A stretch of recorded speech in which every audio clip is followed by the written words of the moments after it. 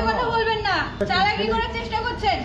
সবগুলোর মধ্যে কিছু না কিছু পোকা পড়েছে না কিছু না, আপনাকে তো চোখের সামনে দেখাচ্ছি, এমন তো না যে আমি র্যান্ডমলি বলছি।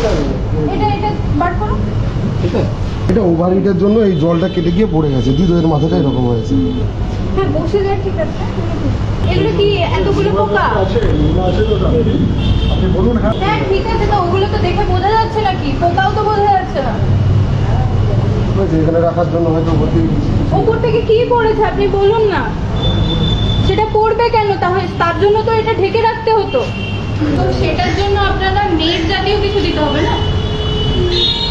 স্টেনলেস স্টিলের পোড়াস তো অনেক কিছু ঢাকনা পাওয়া যায়, যেগুলো দিয়ে এয়ার পাস করে। আগেও এসে বলেছিলেন, তারপরে তারপরে আমি বানাতে দিয়ে দিয়েছি। তারপরে এই অবস্থা। আর কতগুলো দেখাবো? পোকাগুলো এরকম অবস্থায় আপনি এইগুলো দেখেছেন? এই অবস্থা, বন্ধ হয়ে যাবে তো। এই অবস্থা এগুলো। ছানাগুলো এখান থেকেই পড়েছে। একদম বাজে কথা বলবেন না, চালাকি করার চেষ্টা করছেন। কি অবস্থা এগুলো? এর আগেও তো আপনাকে বলা হয়েছিল ইমপ্রুভ করার জন্য। আমি এসেছিলাম তো ইন্সপেকশনে, ইমপ্রুভ করার জন্য বলে গেছি তো। এটা ইমপ্রুভমেন্টের নমুনা। আপনি নিজে ভালো করে দেখুন না।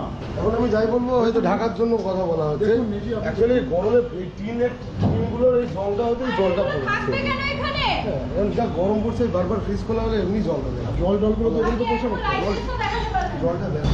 ঠিক আছে, আপনার এগেইনস্টে নোটিশ ইস্যু করে কাপড়টা দিয়ে ঢাকা যায় এরকম?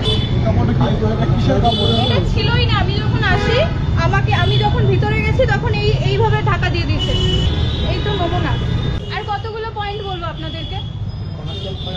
কোথায় কমার্শিয়াল? একটা দুটো সিলিন্ডার আমি যা দেখছি এগুলো তো ডোমেস্টিক দেখছি। আপনার দোকানে ডোমেস্টিক সিলিন্ডার ইউজ করা যায়?